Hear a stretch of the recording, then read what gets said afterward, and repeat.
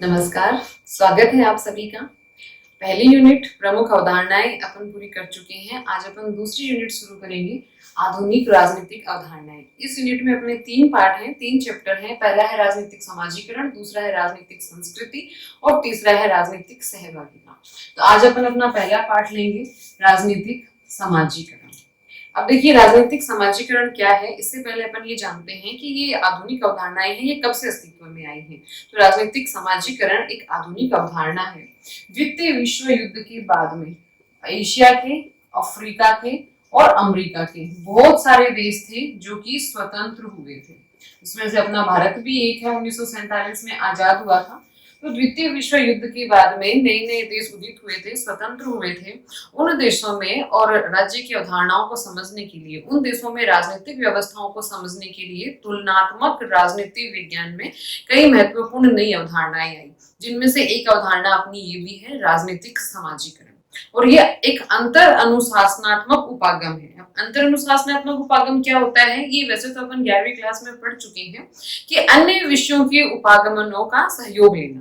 तो मेनली समाजीकरण है वो समाज शास्त्र का एक उपागम है। इस उपागम का प्रयोग समाज शास्त्र में किया जाता है, जो कि एक विषय है, समाज से संबंधित जो अध्ययन करता है उसका उपागम है समाजीकरण। और राजनीति विज्ञान में जब अपन इसका उपयोग कर रहे हैं तो ये राजनीतिक समाजीकरण कहलाता है। तो अब अपन समझते हैं कि राजनीतिक समाजीकरण है क्या। अब देखिए, राजनीतिक समाजीकरण अपन समझे इससे पहले अपन को ये समझना होगा कि समाजीकरण क्या है। तो समाजीकरण क्या होता है, जैसे कि समाज स्पष्ट है, नाम से ही समाजीकरण, समाज के द्वारा। तो कोई भी बच्चा, कोई भी छोटा सा बालक होता है, बच्चा होता है, वो जन्म के समय, जन्म के साथ ही अपने समाज में आता है। फिर बाद में उसके लिए कोई ऐसी विशेष ट्रेनिंग नहीं होती। धीरे धीरे वो अपने परिवार के अनुरूप खान पान, रीति रिवाज, रहन सहन सीख लेता है। जैसे कि अपन सबसे पहले बात करें, वो भाषा सीखता है। तो कोई भी बच्चा, अपन सब जानते हैं कि यहाँ कोई बच्चा है, अपने परिवार में बड़ा होता है तो वो अंग्रेजी बोलना नहीं सीखता, वो जो हमारी मातृभाषा है वही सीखता है।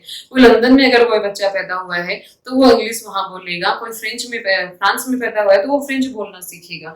उनके लिए कोई स्पेशल क्लास नहीं लगाते हैं अपन, कोई ट्रेनिंग नहीं देते हैं अपन। अपना कोई छोटा सा बच्चा होता है परिवार में, अगर हमारे घर में बोलचाल में मारवाड़ी बोली जाती है तो वो सीखेगा, हिंदी बोली जाती है तो वो सीखेगा। तो वो अपने आप सीख लेता है इन चीजों को। भाषा के बारे में अपन बात करें, रहन सहन, तो वो रहना सहना सीख लेता है। खान पान की बात करें, वो खान पान परिवार के अनुरूप ही सीखता है। तो इस प्रकार से वो उस समाज के अंदर बहुत सारी चीजें अपने आप सीख लेता है, समाज के रीति रिवाजों को, तरीकों को, मूल्यों को अपना लेता है। और यही प्रक्रिया कहलाती है समाजीकरण। यानी कि एक बालक द्वारा समाज के अंदर वहां के रीति रिवाजों को, वहां की मान्यताओं को, मूल्यों को अपनाना समाजीकरण कहलाता है। अब अपन आते हैं राजनीतिक समाजीकरण पे कि फिर ये राजनीतिक समाजीकरण क्या है। तो जिस प्रकार एक बालक अपने परिवार से, अपने अड़ोस पड़ोस से, अपने माहौल से, वातावरण से, समाज के बारे में सीखता है, वैसे ही वो राजनीति के बारे में भी सीखता है। वो अपने घर परिवार में राजनीति के बारे में क्या बातें हो रही हैं, चुनाव के बारे में, जैसे कि घर में चुनाव के माहौल में बातचीत होते रहते हैं कि इस बार ये वाली पार्टी जीतेगी या फिर ये वाली पार्टी नहीं जीतेगी। और सरपंच के चुनाव होते हैं तब भी बहुत सारी बातचीत होती है, आपस में परिवार में डिस्कस किया जाता है कि किसको अपन वोट दें, किसको वोट नहीं दें, क्यों ना दें। तो ये सारी की सारी बातें हैं, वो बच्चा सुनता है और राजनीति के बारे में सीखता है। वो धीरे धीरे सहज ही ज्ञान प्राप्त करने लग जाता है कि क्या सरकार होती है, कि सरकार भी ऐसी कोई चीज है जो हमारे लिए कुछ काम कर रही है, योजनाएं बना रही है, जिसके लिए अपन वोट डालते हैं। क्या सरपंच जो होता है, क्या स्थानीय सरकारें होती हैं, इस तरह की मतलब राजनीति के बारे में। और वो अपनी समझ विकसित करता है, राजनीति के बारे में अपने मान्यताओं को, अपने मूल्यों को विकसित करता है। तो ये प्रक्रिया कहलाती है राजनीतिक समाजीकरण। अब देखिए, राजनीतिक समाजीकरण की अगर अपन बात करें राजनीति विज्ञान में उपागम में, तो सबसे पहले एक आधुनिक विचारक हर्बर्ट साइमन, जिनकी पुस्तक आई थी पॉलिटिकल सोशलाइजेशन। पॉलिटिकल सोशलाइजेशन याद रखना जरूरी है, पूछा जा चुका है इसके बारे में क्वेश्चन। पॉलिटिकल सोशलाइजेशन, इनकी किताब का नाम है हर्बर्ट साइमन की। और इन्होंने अपनी किताब में सबसे पहले राजनीतिक समाजीकरण अवधारणा के बारे में बताया था।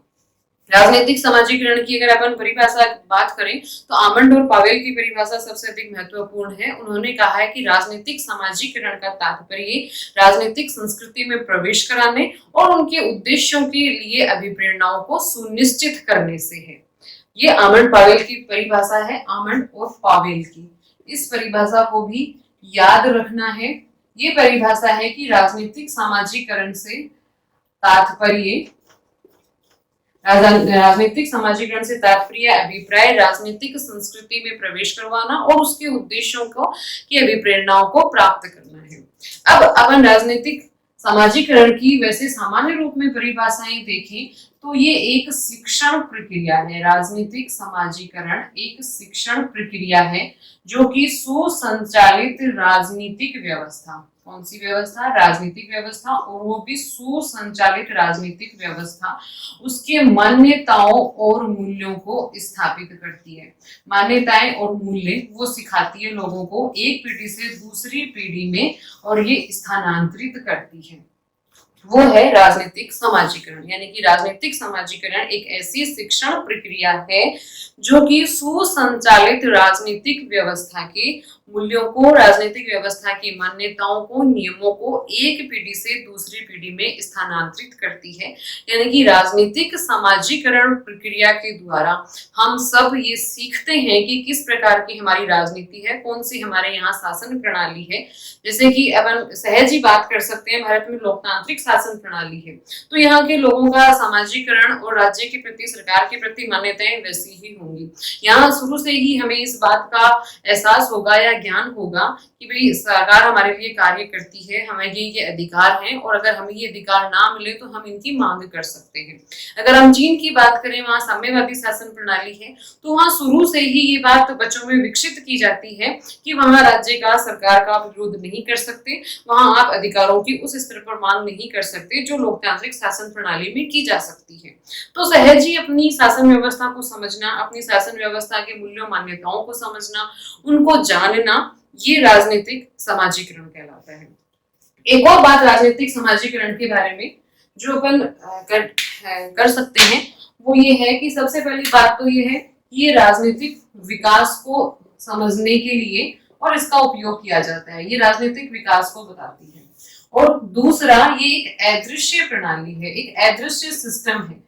यानी कि पता नहीं चलता कि हमने कब उन मूल्यों और मान्यताओं को अपना लिया, कब हमने हमारे देश की शासन प्रणाली को समझ लिया। ये धीरे धीरे अपने आप अचानक से हो जाती है और हमें पता ही नहीं चलता है। यानी कि एक अदृश्य प्रक्रिया है, अदृश्य प्रणाली है जो कि धीरे धीरे वातावरण के द्वारा, माहौल के द्वारा, और एक अपने देश के नागरिक को और अपने देश के मूल्यों और मान्यताओं के प्रति अपन कहेंगे सजग बना देती है, जागरूक बना देती है। वो मूल्य और मान्यताएं उसके दिमाग में भर देती है। तो ये है राजनीतिक समाजीकरण, जो कि राजनीतिक विकास को समझने के लिए मदद करती है। एक प्रमुख आधुनिक अवधारणा है और एक अदृश्य प्रक्रिया है जो कि मूल्यों और मान्यताओं को एक पीढ़ी से दूसरी पीढ़ी में स्थानांतरित करती है, लोगों की, देश के नागरिकों की राजनीति के बारे में समझ बढ़ाती है। और ये प्रक्रिया सतत प्रक्रिया है जो एक व्यक्ति के जन्म से लेकर उसकी मृत्यु तक लगातार चलती रहती है। पहले जब वो बालक होता है तो अपने परिवार से सीखता है, फिर वो जो जो बड़ा होता जाता है त्यों त्यों आगे बढ़ता जाता है, क्यों तो वो अपने माहौल से, अपने आसपास के वातावरण से, अपनी एजुकेशन सिस्टम से, शिक्षा से, कॉलेज से, शिक्षकों से, दोस्तों से, हर एक से राजनीतिक समाजीकरण प्राप्त करता है। यानी कि हर एक व्यक्ति उसके जीवन में आने वाला और हर एक अपन कहें कि फेज, चाहे उसका कॉलेज हो, चाहे उसकी नौकरी हो, उसको राजनीति के बारे में समझ देते हैं। और कई बार ऐसा होता है कि बचपन में जो उसने राजनीति के बारे में सीखा है वो गलत साबित होता है और इस तरह से उसके मूल्य और मान्यताओं को, मतलब, वो बदलता भी रहता है। तो ये था राजनीतिक समाजीकरण।